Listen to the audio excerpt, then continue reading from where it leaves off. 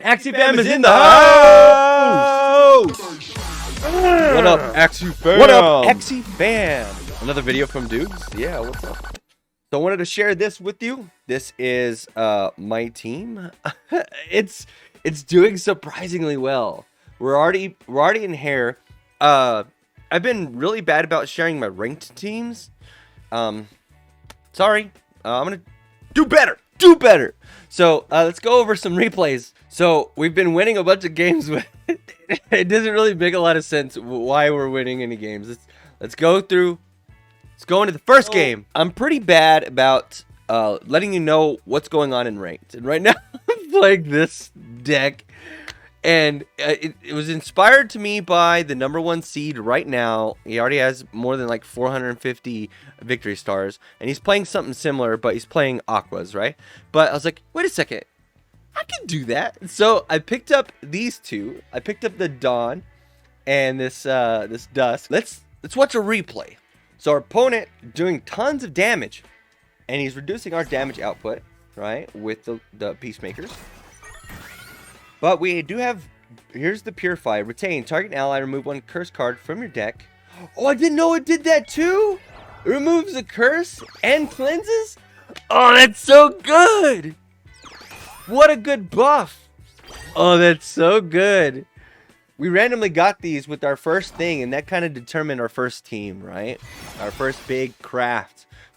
We disenchanted all of our stuff. Opponent already has our guy below 50% HP. We use the Nemo. We go ahead and use the Nemo to get back the Nemo, right? Boom. We use the Nemo to play the Nemo. So we get a bunch of energy fragments. We use the Innocent Lamb. We get a bone cell. Now we have 2 bone cells. Go ahead and use the Goda here. We're maximizing the number of cards that are going to be in our banished pile for our Topaz, right? That's the idea. Not so much maximizing the Nemos or whatever. We could have used the bone cell and it could have saved our guy here. He had chill start. Either way, I think he would have killed us. So now we have already 3. So Topaz is pretty good damage, right? 45 plus that, pretty decent damage. This guy also gets plus 10% to his abilities and stuff, right? Pigeon Post wins us this game, like single-handedly. Our opponent playing Pigeon Post was not good. Big Ronin damage for 112. So we have full HP Axie in the back. We have the pigeon, the blackmail. We drew it immediately. Double talk. Get some curse cards in our opponent's deck. Now our curse ritual is going to do 10 damage at the end of the turn. Get a bone cell our guy, and we have a bunch of triggers. So if he tries to debuff it, it's going to be reflected twice. Right? So Pigeon Post, not a big deal. Puts the blackmail on top of our deck. Hits us with the reflect 8 turns of weak from the bone cell. It didn't trigger twice, it only triggered once and got rid of both the bone cells. So that needs some tweaking. Blackmail also adds to our Topaz count. 150 damage for 1 energy. Not too shabby, right? Opponent hitting us with the little piece. Unfortunately, did not have the bone cell for that. Gigantic post fight there. 136 it was, right? Very, very strong. As strong as Topaz, to be honest. It's pretty good. We didn't have to do all the setup. You just got the benefit, right? So we're going to play a bunch of cards. Play our Pliers in case he has any shields. We could steal a little bit. And then Topaz. Huge Topaz, right? Passing to our opponent. Opponent does have the Cottontail. Opponent draws the double Jinx. The one double talk we played, right? Mattered that much. Double talk, very, very strong. He didn't retain his cards, I don't think. We got a pretty good turn here. We got the Topaz. We got Topaz, and then we got the double talk and the Blue Moon. Pretty good damage. We opt to go ahead and play the shield card. Opponent draws a Pigeon Post. That'll be doing a lot of damage. Post fight. I get those two mixed up all the time. Shields up his guy a little bit. Shields up his guy with the 0 cost. I don't know if he actually did retain that time, the Jinx. Good play by our opponent. So we get to play the Pliers to hit under the shields for the win. Going into game 2. So this team was especially scary because he has double Koi. I was like, oh, gosh. This guy's just going to backdoor me. Play the Sakura. Go ahead and play the Bumpy. Go ahead and retain the Goda. So we can play that. That we can maximize our... Trying to banish cards, but we're also trying to prevent our opponent because we realize he has double Goldfish. He also has triple Gyro, so he's going to be applying the debuff of Fragile like all the time. Good draw on the Purify, remove the Fragile, so we get the full shielding from our Nemo. Go ahead and play the Goda, get rid of one of his energy fragments, try to keep him off 4 energy as long as possible, right? We looked at our deck. We had our Nemos in our deck, so we didn't want to use the clear there, right? Puckered buttholes, 148 damage from the Koi. So what do we got here? We got we do draw one of our Nemos, so we go ahead and try to burn through a bunch of our cards here. So we go ahead and Nemo to get our small Nemo, use that to get our big Nemo, play the Nemo on the front, so he can't Shoal Star our guy for free. Go an Innocent Lamb, get a copy of Bone Cell. We typically do go to Bone Cell. It's just a lot better than Hatsune. Hatsune would be good against the... Stop! Cat's being crazy. So right there, he attacked into the Bone Cell, giving himself Fragile. So very good. So our Bone Cells continue to get the full shielding potential. And Tana's been really good. So we Goldfish before we use Tana. Right? Try to always use Goldfish first. That way we get the bonus fragments. Double Talk. The one Double Talk that ends up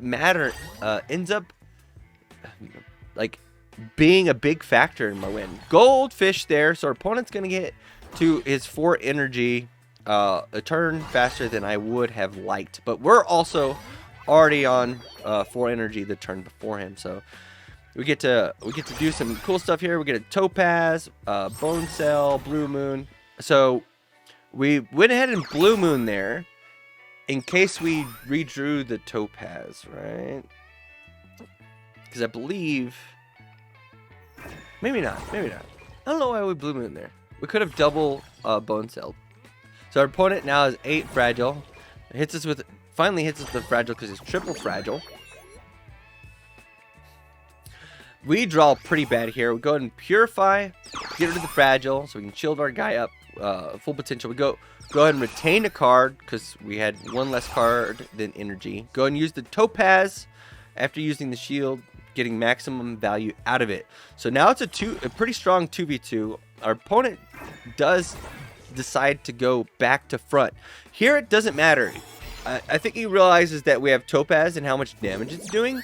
But I don't think he really snaps that our front guys, Topaz does more damage than the backliners, right? Because he gets bonus 10% damage to his attacks. So it's going to do like 140, 150 easily with his Topazes, right? So there's 165. That's pretty good damage per energy. That's like a double Risky Fish. Koi's our backliner. Hits our front with another Fragile, so he can't Shoal Star either of them, right? So we got really lucky there. So like, well, how do we play this? So we go ahead and 165 the front, hit him with the pincer in case he used the shield in the back. Go ahead and use a Topaz for 155, and we go ahead and Bone Cell our backliner. He cannot... If we had 1 less HP on the front, I probably would have played that differently. But, so Inklings are back right into our Bone Cell. Gun uses his Revenge Sword. And he uses the Gyro to give me the debuff. Psych! Got reflected back, but only for the same amount. It should have been double. Should have been 8 stacks. But we Double Talk, and then we give him the GG emote, and then use the Revenge Sword to empower our Topaz. 150 damage Topaz. So, like, let's go into game 3. It's going to game 3. Going into game number 3. This is bright. Alright, so very scary team on our opponent's side. He has Chubby, he has Double Nyan, he has the Dual Blades, but he already has Dominant Predator on the board, right? So it's 5 Bleed stacks. Bleed can be very strong. We end up taking a lot of damage from Bleed.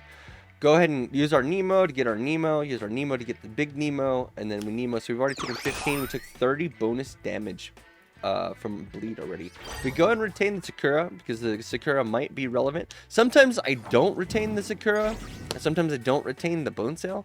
Kind of depends on what if like my opponent's playing poison, then I don't retain the Bone Sail. I play the Sakura first. That way I can get maximum healing value over the duration of the game. Go ahead and use that to get our Bone Sail. Maybe we can reflect a bleed back to our opponent. So we go ahead and use both of those. Shield up quite a bit, actually. We have 140 shields. It's pretty strong. Opponent uses a Chubby. Does get the bleed, but it does get the bleed still, which is kind of wonky. He attacks here. Does not get any healing because he's max HP at the moment. Looking kind of grim for us. I was actually kind of afraid that we would lose this one. Goldfish. Go ahead and get those energy fragments up. Go ahead and use the Goda to try to help hurt his Cottontail plan. But I realized, oh yeah, we're actually a turn behind. Realized I could have used the Purge before I used anything to save some bleed damage there. I ended up using it anyways. So our opponent, a lot of cards in his hand, uses a nut here on the back, uses the dual blades on the back, giving us the grievous wounds. Attacks the front, opts not to use the Cottontail and the Imp. I would have here to get the Axie off the board. Was to go ahead and Sakura on the back liner, go and Bone Sail the front liner, and we go and hit him with 105 damage, take 15 damage from the bleed, but then we heal 7 from the Sakura, or 8 from the Sakura, so not that big of a deal. Opponent hits us with a big Chubby, it gets the Reflect again. Pretty funny. So we did 30 damage with that Bone Sail. 45 damage with the Bone Sail because he used the Cottontail. Zigzag to finish off our front liner. So now it's a 2v3 and both of our guys have bleed.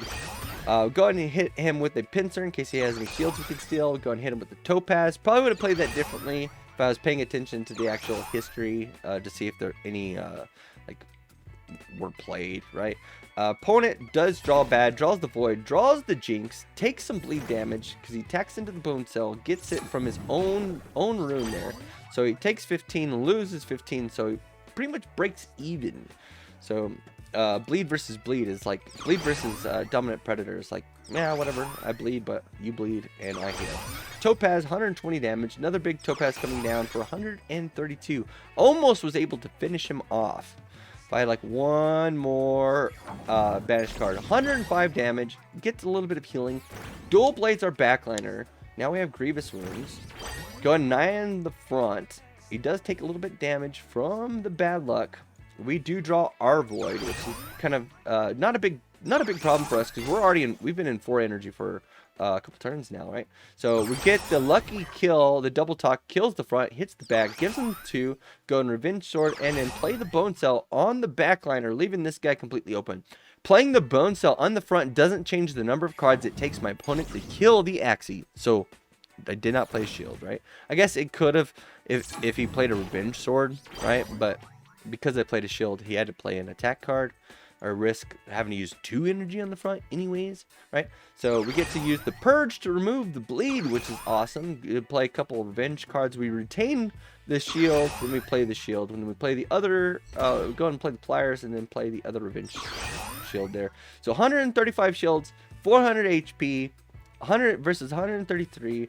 He plays the Revenge Shield for 50, Revenge Sword for 50, and plays the Dual Blades. Gives our guy Grievous Wounds and Bleed again, right? So, but he's in kill range, yep. I give him the GGs, hit him with the Revenge Sword, go ahead and play the Topaz. I could play that to get a little bit extra damage on the Topaz, but that's it.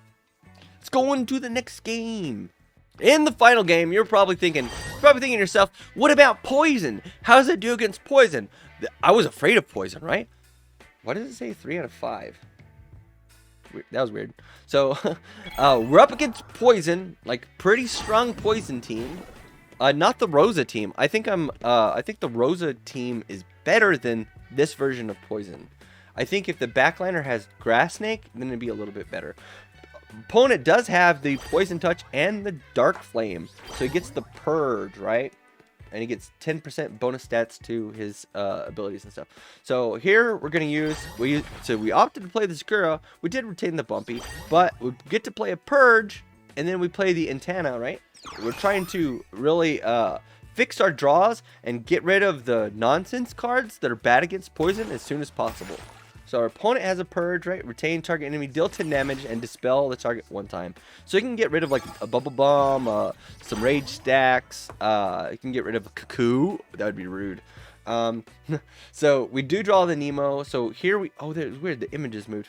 So we play the innocent lamb, get the bone cell, play the Nemo to get the small Nemo, play the Nemo to get the big Nemo. And then we're trying to figure out who we want to shield. Go and shield the front.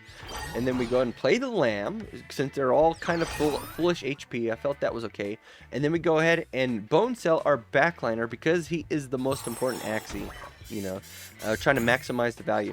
And I was pretty sure he was going to get chomped this turn. Our opponent opts not to chomp us. Instead goes for the cleanses, right? With the rosebud. We get to goldfish to get some energy fragments. We're 4 versus 8, so we are a little behind on our opponent's energy fragment count. He has 8 and we only have 5, which is kind of crazy because we played Nemos. Like, how is our opponent so much further ahead than us on energy fragments? He's on 9. We're only on 5. Weird. He's on 11. I think something's weird. We use the purge, get rid of a couple of poison stacks, go and use the bone cell, go and blue moon to see if we can draw something better, right? Go ahead and play the lamb, and then we opt to play the topaz. So we're not playing the bumpy because it's not really doing anything for 1 energy. I don't think we're gonna get attacked. Opponent draws a very good here. Plays double healing, then place the shield on the front. Shield's gonna be very important in this match because we are actually a damage team, right? We blue moon to draw a card. We end up drawing the pliers. We see he has some shields. Why not steal a little bit? So go and hit him with the pincers. Go and hit him with a topaz. Go and hit him with a second topaz. Now it's a 2v3. So it's 3 low HP Axies versus 2 full HP boys. We have that reduction to damage to the poison touch as well. The opponent uses the wall gecko. Going to make us attack the backliner, right? So it's going to mitigate damage on the frontliner for just a couple more turns, right? We go and use the Hatsune here. That way he can't shield. We shield up huge on our backliner. We go ahead and use the lamb. It only ends up doing like 33, right? So half the damage it deals is going to be healed, which just makes it really bad. Chomps into the bone cell. Gets 6 turns of sleep. With the back smacks, both our frontliners are gonna die. Doesn't matter. You can see we actually have blunt teeth now in this build. We crafted, got a blunt teeth. Was like, oh, we can actually use it on our team. Purify, get rid of some junk. Go and use the double talk. Excellently hit that guy. Not that big of a deal, I don't think. Go ahead and blue moon the backliner. That way he can't maximize his potential HP with the wall gecko. Go and use the revenge sword. So we have 8, now 9 cards in our banish pile, which means topaz are gonna be hitting for a lot. And here's where this deck is gonna start getting crazy, right? So you think, nah, Dewgs, you lost this for sure, right? Pincer, steal some shields because I knew he had them. Go and purge to get rid of some stacks. Go and revenge sword, or revenge shield, revenge sword, and then topaz. 127 damage. And that was with 15% damage reduction, right? So, opponent, Wall Gecko. So he's trying to save some HP, right? He's trying to maximize his guys, make his guys stay alive, right?